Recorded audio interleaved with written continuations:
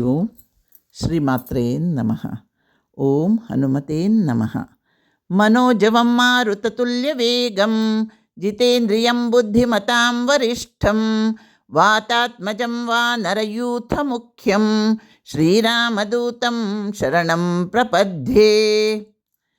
ಇದರ ಅರ್ಥ, ಮನಸ್ಸಿನಂತೆ ಮತ್ತು ಗಾಳಿಯಂತೆ ಮಹಾವೇಗವುಳ್ಳವನು, ಇಂದ್ರಿಯ ನಿಗ್ರಹ ಮಾಡಿದವನು, ಬುದ್ಧಿವಂತರಲ್ಲೇ ಅಗ್ರಗಣ್ಯನು, ವಾಯುಪುತ್ರನು, ವಾನರ ಸೇನಾಧಿಪತಿಯು ಹಾಗೂ ಶ್ರೀರಾಮನ ದೂತನೂ ಆದ ಶ್ರೀ ಹನುಮಂತನ ಪಾದಗಳಿಗೆ ಶರಣಾಗುತ್ತೇನೆ. ಭಗವಾನ್ ಶ್ರೀರಾಮನ ಶ್ರೇಷ್ಠ ಸೇವಕ ಮತ್ತು ಸಂದೇಶವಾಹಕನಾದ ಹನುಮಂತನನ್ನು ಈ ಮಂತ್ರದಿಂದ ಸ್ಮರಿಸಲಾಗುತ್ತದೆ. ಇದು ಸಂಕಷ್ಟಗಳನ್ನು ನಿವಾರಿಸಿ ಧೈರ್ಯ ಹಾಗೂ ರಕ್ಷಣೆ ನೀಡುತ್ತದೆ. ನಕಾರಾತ್ಮಕ ಶಕ್ತಿ ದೂರಾಗಿ ಧೈರ್ಯ ಸಿಗುತ್ತದೆ.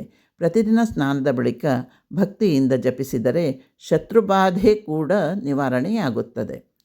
ಈಗ ನೀವು ನೋಡುತ್ತಿರುವ ಈ ಸ್ಥಳ ಬೆಳಗಾವಿ ಜಿಲ್ಲೆಯ ಖಾನಾಪುರ ತಾಲೂಕಿನ ಜಾಂಬೋಟಿ ರಸ್ತೆಯಲ್ಲಿರುವ ಹಬ್ಬಾನಟ್ಟಿ ಗ್ರಾಮದ ಮಲಪ್ರಭಾ ನದಿ ತಟದಲ್ಲಿ ಪುರಾತನ ಸ್ವಯಂಭೂ ಮಾರುತಿ ದೇವಸ್ಥಾನ.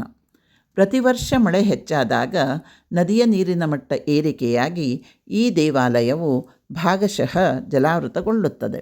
ಇದು ಬೆಳಗಾವಿಯಿಂದ 31 ಕಿಲೋಮೀಟರ್ ದೂರದಲ್ಲಿದೆ. ಇಂದು ಆಗಸ್ಟ್ 11ನೇ ತಾರೀಕು 2026 ಮಂಗಳವಾರ ನಾವು ಮಾರುತಿ ದರ್ಶನಕ್ಕೆ ಹೋಗಿದ್ದೆವು. ಮಾರುತಿ ದೇವರ ಮುಖದರ್ಶನ ಅಷ್ಟೇ ಸಿಕ್ಕಿದೆ. ಎಲ್ಲವೂ ಜಲಾವೃತಗೊಂಡಿದೆ.